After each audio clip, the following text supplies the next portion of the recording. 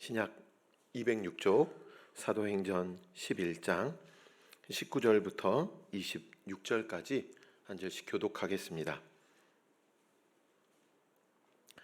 그때에 스데반의 일로 일어난 환란으로 말미암아 흩어진 자들이 베니게와 구브로와 안디옥까지 이르러 유대인에게만 말씀을 전하는데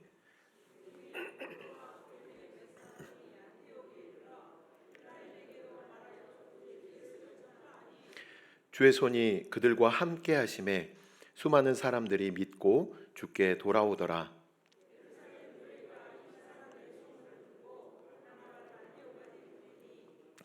그가 이르러 하나님의 은혜를 보고 기뻐하여 모든 사람에게 굳건한 마음으로 주와 함께 머물러 있으라 권하니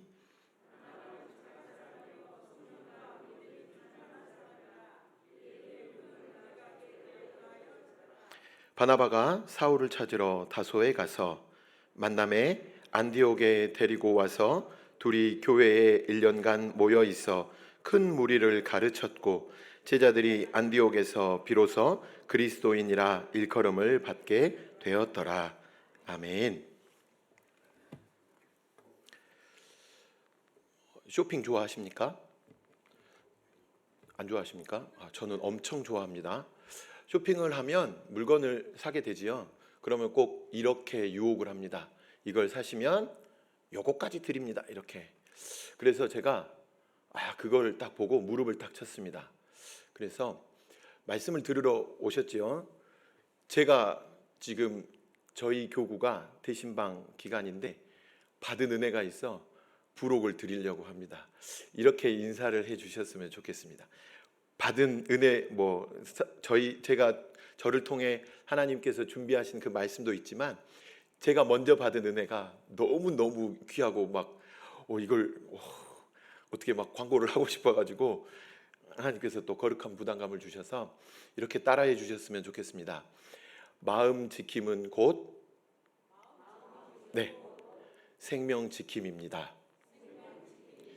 담임 목사님을 통해서 대신방을 받고 있는데 제가 은혜가 됐습니다. 담임 목사님 통해서 하나님께서 마음 지킴은 곧 생명 지킴이다 이 말씀을 주셨는데 너무너무 은혜가 돼가지고 저도 준비한 말씀이 있는데 이것도 막 나를 갈고 있는데 이 말씀을 꼭 드려야겠구나, 우리 성도님들과 이 은혜를 꼭 나눠야겠구나 해서 말씀을 전하기에 앞서 꼭 이 말씀을 드려야겠다, 이런 거룩한 부담감이 찾아왔습니다. 꼭 대신방을 위해서 기도해 주시고 또 신방 받을 때에 하나님께서 우리 목사님 통해 내게 은혜 주시도록, 우리 가정에 은혜 주시도록, 또 우리 교구에 은혜 주시도록 위해서 함께 기도해 주셨으면 좋겠습니다. 오늘 본문은 안디옥 교회가 세워지는 장면입니다. 신약 성경에는 안디옥이라는 지명이 두 군데가 등장합니다. 하나는 소아시아 비시디아에 있는 안디옥입니다. 그리고 또 하나의 지명은 시리아의 안디옥입니다. 오늘 본문의 안디옥은 시리아의 안디옥입니다. 이 시리아 안디옥에 지금 교회가 세워지고 성장하고 있는 모습이 오늘 본문의 내용인 것입니다. 이 안디옥 교회가 신약에서 차지하는 위치는 매우 크다고 할 수 있겠습니다. 그 이유는 최초의 이방인 교회였습니다. 그리고 최초의 선교사 바울과 바나바를 파송한 교회였기 때문에 더욱 그렇습니다. 이방 선교의 전초 기지 역할을 감당하였던 곳이 바로 오늘 우리가 살펴볼 안디옥 교회인 것입니다. 오늘 우리는 이 안디옥 교회가 세워져 가는 모습 가운데서 하나님께서 움직이시는 것, 하나님께서 우리에게 말씀하시고자 하는 것들을 간략하게 살펴보고자 합니다. 첫째로는 먼저 우리는 준비 가운데 일해 가시는 하나님을 살펴볼 수 있습니다. 어떤 하나님이시라고요? 준비 가운데 일해 가시는 하나님을 살펴볼 수 있습니다. 지금 안디옥 교회가 세워졌는데 이것은 어쩌다가 우연히 세워진 것이 결코 아닙니다. 겉으로 보기에는 몇 사람의 전도 가운데 우연히 세워진 것 같지만 사실은 하나님의 주도 면밀하신 그 계획 가운데 교회가 세워지고 있습니다. 하나님께서는 일찍이 이방 선교를 준비해 오셨습니다. 이미 사도행전 1장 8절 말씀에서 이방 선교에 대해서 선언하셨습니다. 하지만 유대 기독교인들은 이방에 대해서 전혀 관심을 갖지 못하였습니다. 급기야 사도행전 8장에서 큰 환란이 임하게 하셨고 이방 전역으로 성도들을 흩어지게 하셨습니다. 9장에서는 사울을 회심시키셨습니다. 이것은 결과적인 이야기인 것 같지만 이방인 선교에 가장 적절하였던 사람 사울이란 그 인물을 미리 예비해 놓으신 것입니다. 이것은 기존 예수님의 제자들은 이방 선교에 한계가 있다라는 것을 의미하기도 합니다. 왜냐하면 그들은 여전히 예수님을 믿었지만 예수님을 전하고 열심히 사역하였지만 유대적 사고방식을 가지고 있었습니다. 그리고 그들의 언어 또한 이방인들을 대상으로 하기에는 분명한 제약이 있었기 때문에 여실히 드러나는 한계가 있었던 것입니다. 사도행전 10장에서 베드로를 통해서 고넬료에게 복음을 전하셨습니다. 이것은 이방인으로서 최초로 예수님을 믿고 세례를 받은 사람이 생겨난 것입니다. 하나님께서 비록 바울을 이방 선교의 주역으로 삼으시고자 했지만 이방 선교의 문은 사도로 널리 인정된 베드로를 통해서 열어 놓으셨습니다. 이것은 이후에 혹여라도 발생할 문제의 소지를 없애기 위함이었습니다.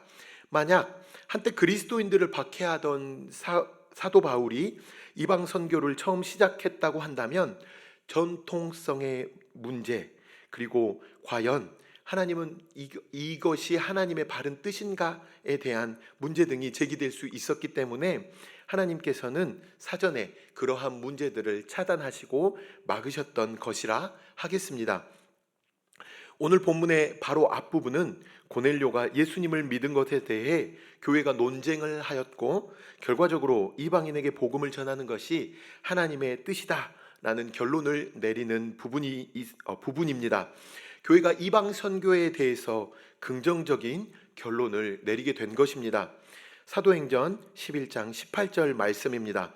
그들이 이 말을 듣고 잠잠하여 하나님께 영광을 돌려 이르되 그러면 하나님께서 이방인에게도 생명 얻는 회개를 주셨도다 하니라. 아멘.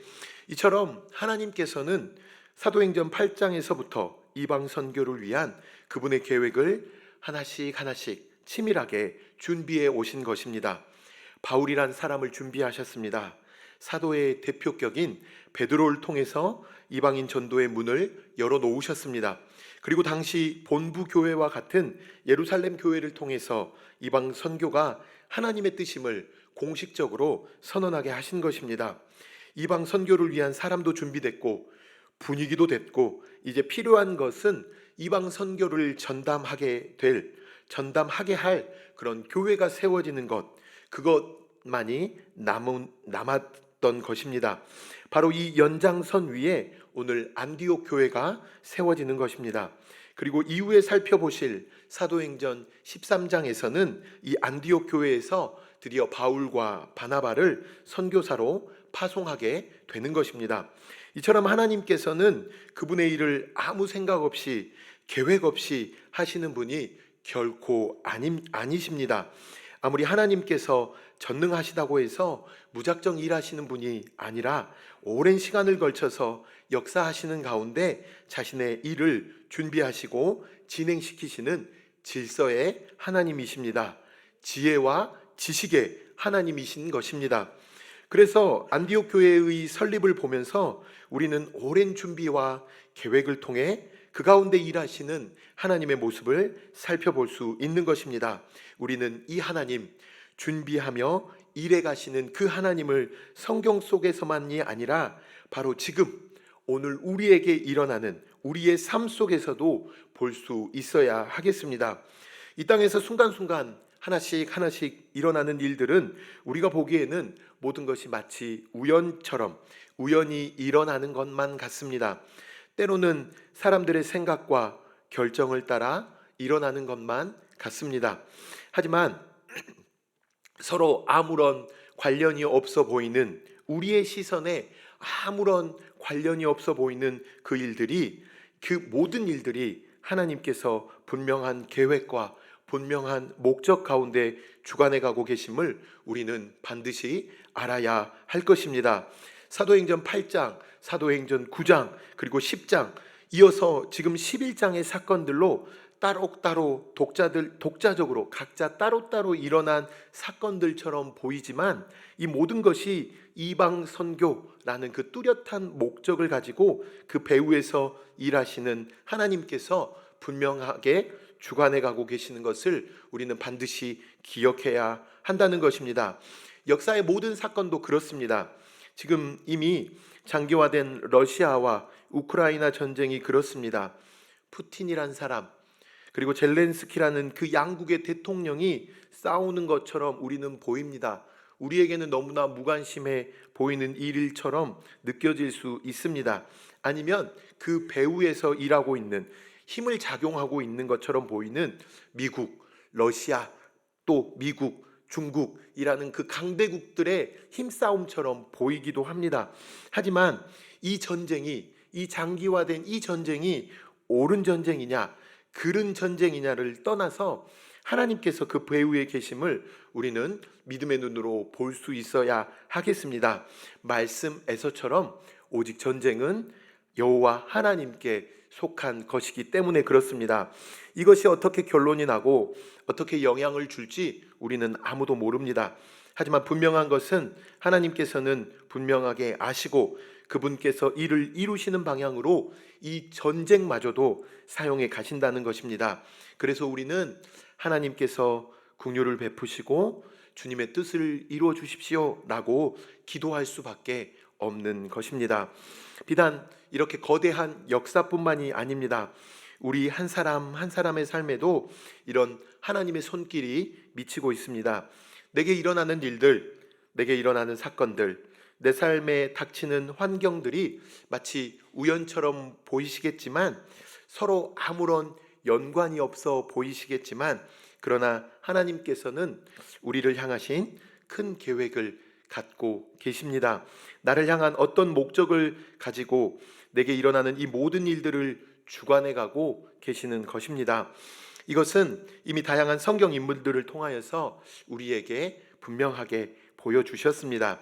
그러니 우리는 눈에 보이는 사건과 환경, 내게 다가오는 사건만을 볼 것이 아니라 그 배후에 계시는 보이지 않는 하나님을 볼 줄 알아야 하겠습니다.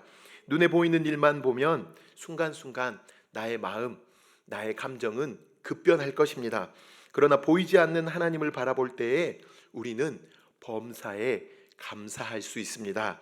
우리는 인내할 수 있게 되는 것입니다. 우리가 기억해야 할 분명한 사실이 있습니다. 예레미야 29장 11절 말씀입니다. 예레미야 29장 11절 말씀을 다 함께 한 목소리로 읽겠습니다. 자막을 보시고 한번 읽겠습니다. 시작. 여호와의 말씀이니라. 너희를 향한 나의 생각을 내가 아나니 평안이요 재앙이 아니니라. 너희에게 미래와 희망을 주는 것이니라. 아멘. 계속해서 로마서 8장 28절 말씀도 자막을 보시고 함께 한 목소리로 읽어주시겠습니까? 읽겠습니다. 우리가 알거니와 하나님을 사랑하는 자 곧 그의 뜻대로 부르심을 입은 자들에게는 모든 것이 합력하여 선을 이루느니라. 아멘.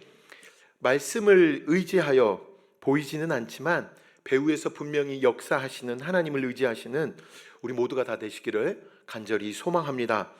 오늘 안디옥 교회가 세워지고 있는 것은 하나님의 큰 계획 가운데 한 부분으로 이루어지고 있는 것입니다. 현재 나의 삶에 어떤 일이 일어나고 있으십니까? 그 일어나고 있는 일들이 좋은 일들이십니까? 아니면 나쁜 일들이십니까? 어떤 일들이 지금 현재의 모습과 상황, 나를 향한 하나님의 선하고 원대한 계획 가운데 이루어지고 있는지 우리는 그 순간순간은 알지 못합니다. 비록 그 순간순간 우리가 그 모든 것을 이해하고 알 수는 없지만 반드시 우리가 명심하고 기억해야 할 것, 그 모든 상황들이 나를 향한 하나님의 선하신 계획이다, 나를 향한 하나님의 선하신 뜻이다 라는 그것을 잊지 않고 반드시 기억하시고 믿으시는 우리 모두가 되시기를 간절히 바랍니다. 안디옥 교회가 세워지는 모습을 통해서 살펴볼 두 번째 하나님의 뜻은 바로 하나님께서는 무명의 사람들도 귀하게 사용하신다라는 것입니다.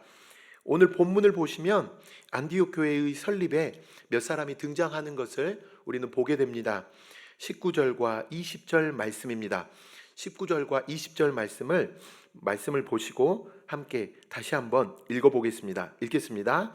그때에 스데반의 일로 일어난 환란으로 말미암아 흩어진 자들이 베니게와 구브로와 안디옥까지 이르러 유대인에게만 말씀을 전하는데 그 중에 구브로와 구레네 몇 사람이 안디옥에 이르러 헬라인에게도 말하여 주 예수를 전파하니. 아멘. 당시 예수님을 믿는 유대인들은 복음을 유대인들에게만 전했습니다. 우리는 이해하기 힘들지만 당시 유대인들은 이방인들을 접촉하고 그들에게 복음을 전한다는 것은 상상할 수 없는 그런 일들이었습니다. 만약 이러한 일들을 행했다 그러면 유대 사회에서 매장당해 버릴 그럴 만한 충격적인 일이었던 것입니다. 오죽하면 사도 베드로조차 이방인이었던 고넬료의 집에 들어가 복음을 전한 일로 인해 비난을 받았겠습니까? 오늘 본문 우리가 함께 읽지는 않았지만 사도행전 11장 2절과 3절을 보시면 사도 베드로조차 이방인이었던 고넬료의 집에 들어가 복음을 전하였다는 이유만으로 힐난을 받고 비난을 받고 있는 것을 우리는 말씀을 통해 살펴볼 수 있습니다. 비록 예루살렘 교회에서 이방인 전도를 공식적으로 인정하기는 했지만 실제로 이방인들에게 전도한 사람들은 아무도 없었습니다. 19절 20절 말씀은 무슨 뜻이냐? 그 당시에 그러면 보편적인 우리의 그냥 보통 일들, 보통 날들의 그런 모습이었다는 것입니다. 믿는 사람들 다 이렇게 살았습니다. 믿지 않는 유대인들에게 열심히 복음을 전하는 모습, 괜찮은 모습입니다. 좋은 모습입니다. 잘 살고 있는 것입니다. 하지만 하나님께서는 거기까지 만족하지 않으셨습니다. 거기에서 더욱더 한 걸음 더, 두 걸음 더 나아가기를 원하셨습니다. 하나님의 마음은 이방인에게도 가 있으셨던 것입니다.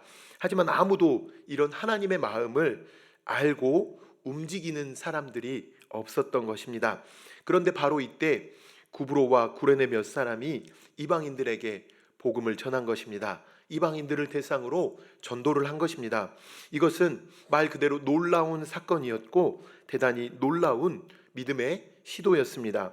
유대인들이 가지고 있는 생각과 사고의 장벽을 뛰어넘던 그런 큰 일이었습니다. 또 다른 유대인들에게 비난받고 불이익받을 수도 있었지만 그러한 것들을 모두 각오하고 이루는 담대한 시도였습니다. 이들은 하나님의 마음을 제대로 알고 제대로 움직인 것입니다. 그래서 21절 말씀을 보시면 주의 손이 그들과 함께 하셨다라고 성경은 기록합니다. 그리고 수많은 사람들이 믿고 주께 돌아오는 놀라운 일이 일어났습니다. 그리하여 이들로 인해서 안디옥 교회가 세워지게 된 것입니다. 주께서 사랑하시는 성도 여러분, 우리의 삶 가운데 주의 손이 함께하는 역사가 일어나기를 바라십니까?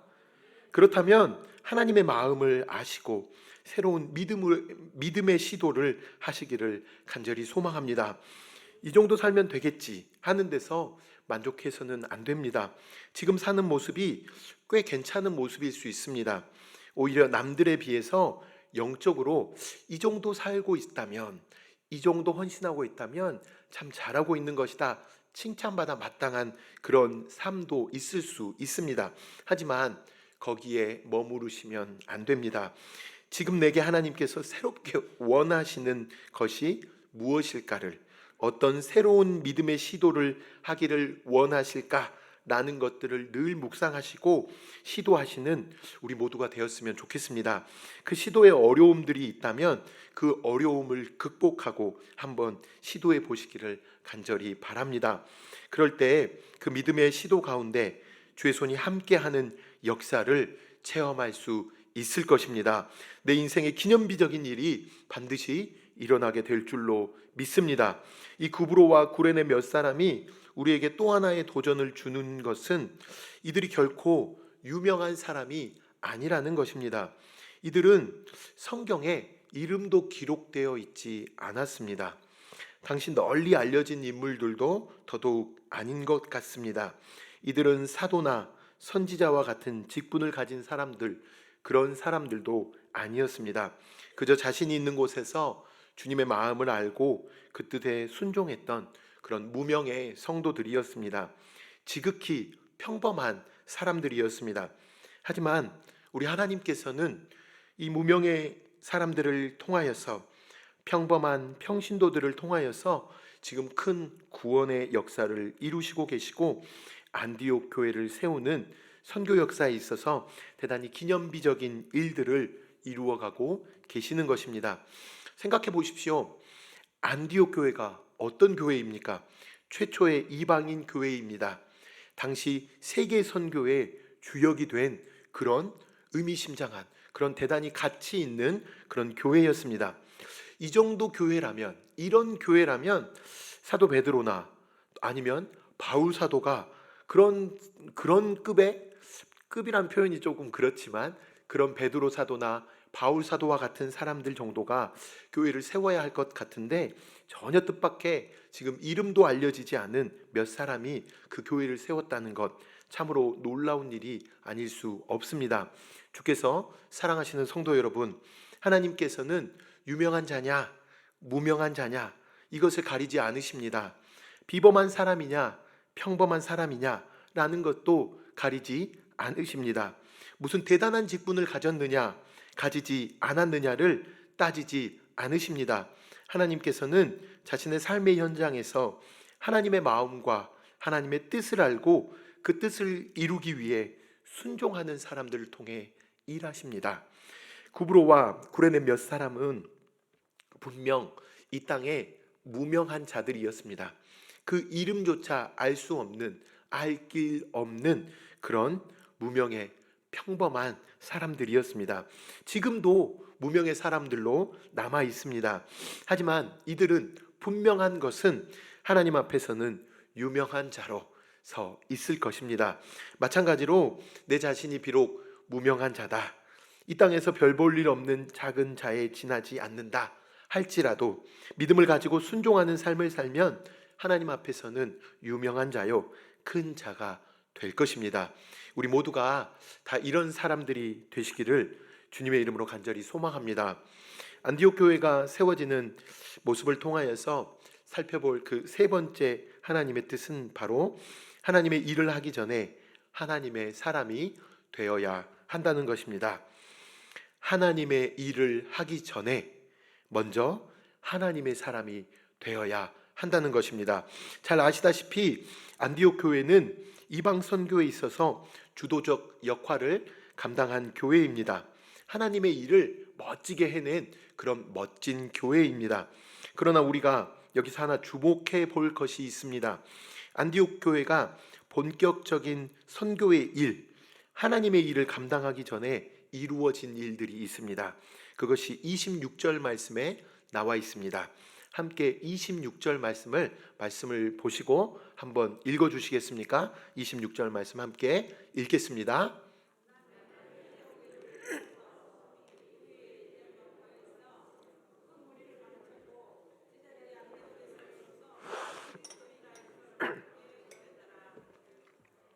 아멘. 26절 말씀을 보시면 가르침이 있었습니다. 그리고 배움이 있었습니다. 그리고 그 결과 비로소 그리스도인이라 일컬음을 받게 된 것입니다. 그리스도인이라는 것은 그리스도를 따르는 사람들이란 의미입니다. 다른 말로 작은 예수다, 예수 2세, 예수를 닮은 사람들, 이런 뜻이 있습니다. 안디옥 교회 성도들이 어떻게 해서 이런 호칭을 듣게 되었을까요? 그것은 예수 그리스도의 말씀을 먼저 배웠습니다. 그 가르침을 받았고 그렇게 배웠고 그 말씀대로 살았기 때문에 그리스도인이라 호칭을 들을 수 있었습니다. 주변 사람들이 보기에 그들이 예수님의 교훈이라고 하는 그 내용대로 그대로 살아내었기 때문에 이들을 예수님을 따르는 자, 예수님을 닮은 자, 그리스도인 이렇게 부르게 된 것입니다.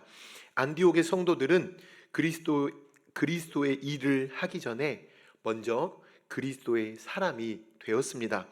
이들은 하나님의 일을 하기 전에 하나님의 사람이 된 것입니다. 디모데후서 3장 16절, 17절 우리가 잘 아는 말씀처럼 모든 성경은 하나님의 감동으로 된 것으로 교훈과 책망과 바르게 함과 의로 교육하기에 유익하니 이는 하나님의 사람으로 온전하게 하며 모든 선한 일을 행할 능력을 갖추게 하려 함이라. 아멘. 성경 말씀을 통해서 온전한 하나님의 사람이 되는 것입니다. 그리고 온전한 하나님의 일을 하게 되는 것입니다. 하나님의 사람이 되는 것, 이것이 하나님의 일을 하는 것보다 언제나 먼저 앞서 있어야 한다는 것입니다. 그런데 하나님의 사람이 되는 것은 뒷전이고 하나님의 일에만, 여러 활동과 봉사에만 뛰어다니면 이것은 명백하게 순서가 뒤바뀐 것이라 하겠습니다. 뛰어다니는 사람이 되기 전에 먼저 앉아서 듣는 사람이 되셔야 할 것입니다. 말씀을 듣고 배우시는 자리에 나오셨으면 좋겠습니다. 말씀을 펴서 읽고 묵상하시는 우리 모두가 되셨으면 좋겠습니다. 자신의 삶을 비춰보고 돌이킬 것은 돌이키시고 행할 것은 행하시는 우리 모두가 되셨으면 좋겠습니다. 말씀대로, 말씀처럼 순종하시는 우리 모두가 되시기를 간절히 바랍니다. 우리는 이런저런 일과 활동에 신경을 쓰기 전에 먼저 내가 말씀 앞에 늘 앉아 그 말씀을 듣는 시간이 충분한가 먼저 돌아보셔야 합니다. 또 아는 말씀대로 저 말씀 그 말씀 내가 잘 아는 말씀이야, 이렇게 그 아는 말씀대로 아는 것에만 그치는 것이 아니라 그 말씀처럼 우리는 우리 삶에 그 말씀대로 순종하고 있는가를 먼저 깊이 있게 살펴보시는 우리 모두가 되시기를 간절히 소망합니다. 주께서 사랑하시는 성도 여러분, 우리는 교회 일 진짜 많이 한다, 나는 그 소리보다 진짜 하나님의 사람이다, 나는 소리를 먼저 듣기를 간절히 소망합니다. 예수님을 쏙 빼닮았다, 우리 권사님, 우리 장로님, 우리 집사님 정말 예수님을 쏙 빼닮았다 라는 그 귀한 축복의 소리를 들으시기를 간절히 바랍니다. 안디옥 교회 성도들은 하나님의 거대한 선교 사역을 감당하는 훌륭한 사람들이었습니다. 하지만 그들은 그 이전에 먼저 그리스도인이라 일컬음을 받았습니다. 우리도 먼저 하나님의 사람, 참 그리스도인이 되었으면 좋겠습니다.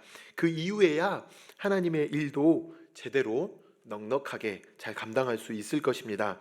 무엇보다 하나님의 말씀 가운데 바르게 순종하는 그런 우리 모두가 되시기를 간절히 바랍니다. 말씀을 정리하겠습니다. 안디옥 교회가 세워짐에는 가장 우선적으로 하나님의 주권적인 손길이 있었습니다. 우리는 언제나 항상 배후에 계시는 하나님을 볼 수 있어야 하겠습니다. 하지만 이 일은 또한 믿음으로 시도하는 사람들, 그 무명의 사람들을 통해 이루어졌습니다. 구브로와 구레네 몇 사람들이 바로 그들이었습니다. 비록 무명의, 이름을 알 길 없는 그저 평범한 평신도들이었지만 하나님의 마음을 잘 알고 그 마음대로, 그 말씀대로 순종하자 주의 손이 함께 역사해 주셨습니다. 우리 역시 내 삶의 현장에서 하나님께서 감동을 주시는 대로 적극적으로 순종으로 나아가는, 그래서 주의 손이 함께 하는 역사를 체험하는 우리 모두가 되시기를 간절히 소망합니다. 끝으로 안디옥 교회 성도들은 이방 선교의 기지가 되기 전에 먼저 그리스도인이다 라는 불림을 그렇게 받았습니다. 우리도 하나님의 일을 감당하기 전에 우리 중동교회 성도들 참 많은 일들을 한다 라는 그 말을 듣기 전에 먼저 하나님의 사람이 되어야 하겠습니다. 삶의 변화와 순종을 통해 참된 그리스도인이라 불리울 수 있는 우리 모두가 되시기를 간절히 소망합니다. 다 함께 찬송가 314장 말씀 생각하시면서